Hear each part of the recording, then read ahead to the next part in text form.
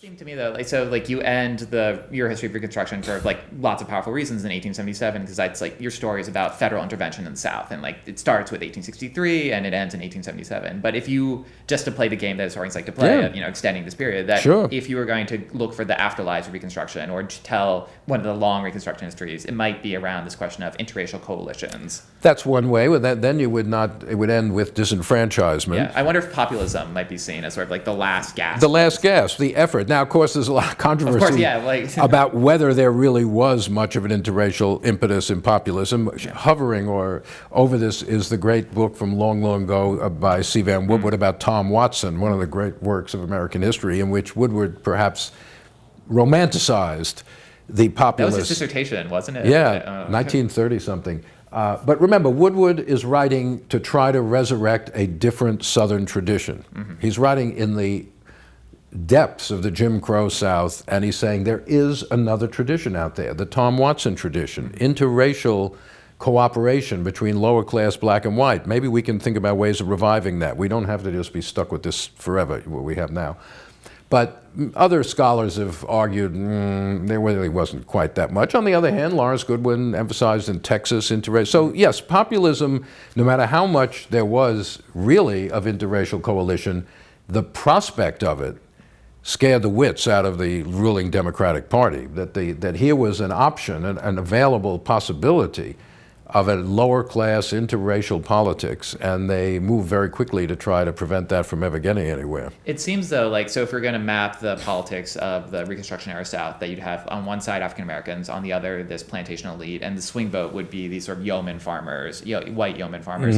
And at the same time, though, I feel like we don't have as good a sense of what their politics are in the historiography as we do. No, in many states we don't. Even though they're so decisive. Well, of course, again, I don't want to romanticize that. In most Southern states in Reconstruction, the vast majority of whites immediately voted Democratic all the way through. But you did have, where you had these pockets of white unionism in the South in significant numbers, North Carolina, Arkansas, those mountain areas, Tennessee, you had real interracial coalitions for a while. It seems like it's the people who were completely alienated from the Confederacy among the white population who are willing to go along with radical Reconstruction, at least for a time. And again, it didn't all end in 1877. Virginia, North Carolina, the populist movement, the option was always out there. So yes, the long Reconstruction could, my original book was over 700 pages, so if I'd gone past 1877, everybody would have been exhausted, including me.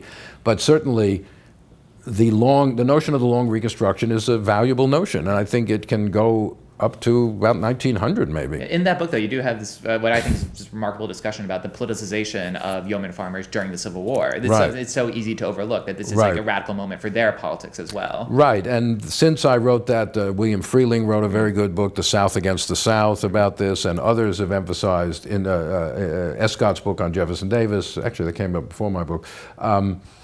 The inner divisions within the South. The Civil War changes the social configuration of both regions, and that changes the politics. People who in the North who were resentful of the changes being unleashed by the Civil War go into the Democratic Party and stay there forever. In the South, you get these yeomen. East Tennessee voted Republican from Reconstruction to right now. They're still voting Republican in East Tennessee. Now, the whole of Tennessee is Republican now, but for generations, they were the only Republicans in Tennessee. They were still voting about the Civil War in 1920, in 1940, in 1960, and so the shadow of the Civil War is still imprinted on maybe that's a bad metaphor, but it's still imprinted on our electoral politics, even today in some ways.